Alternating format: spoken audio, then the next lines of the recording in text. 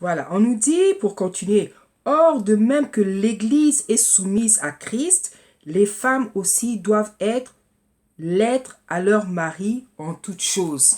Donc on nous répète, de même que l'Église est soumise à Christ, les femmes aussi doivent être soumises à leur mari.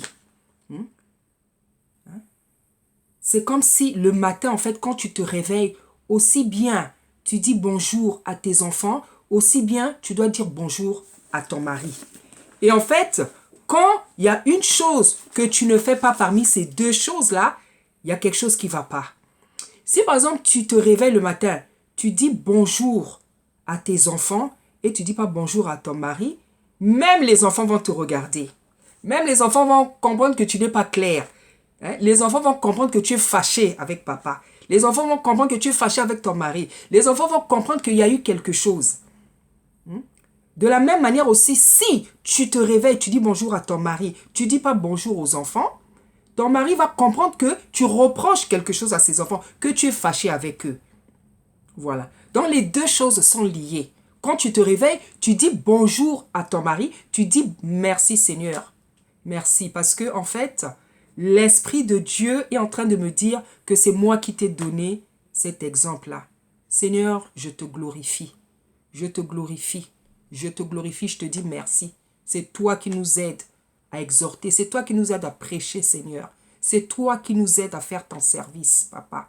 Je te dis merci, Seigneur. Voilà. Donc, de la même manière que quand une femme se réveille, tu ne dis pas bonjour à ton mari, tu ne dis pas bonjour, tu dis bonjour à ton mari, tu ne dis pas aux enfants, on va savoir qu'il y a quelque chose. Hein? Tu es une femme, tu es une maman, tu dois dire bonjour à ton mari, tu dois dire bonjour à tes enfants. Et c'est pareil avec le Seigneur et avec ton mari. Le Seigneur nous recommande d'être soumise à nos maris comme on l'est avec lui. C'est deux choses qui vont ensemble que tu dois absolument faire. Et quand tu n'en fais pas une, quand tu n'es pas soumise à ton mari, en fait, c'est le premier, en fait, le premier commandement, en fait, Dieu ne s'en occupe même pas. Parce que si tu n'es pas soumise à ton mari, il n'aime pas ça. Il n'aime pas ça. C'est comme si c'est à peine si tu n'as rien à faire devant lui.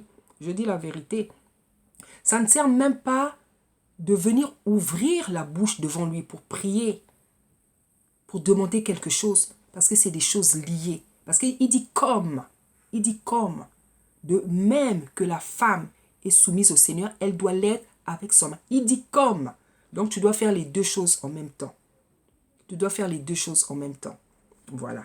Donc après, on nous dit, les femmes aussi doivent l'être à leur mari en toutes choses.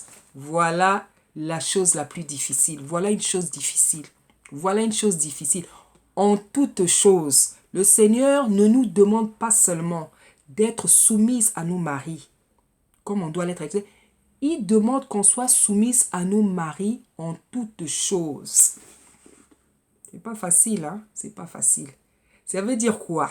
Pour rentrer dans les détails. Ça veut dire que aujourd'hui tu as un projet. Aujourd'hui tu as envie de faire quelque chose. Tu as un projet. Tu as envie d'acheter quelque chose même dans la maison. On nous dit bien en toutes choses. Excusez-moi, je suis vraiment désolée. Excusez-moi, je suis vraiment désolée.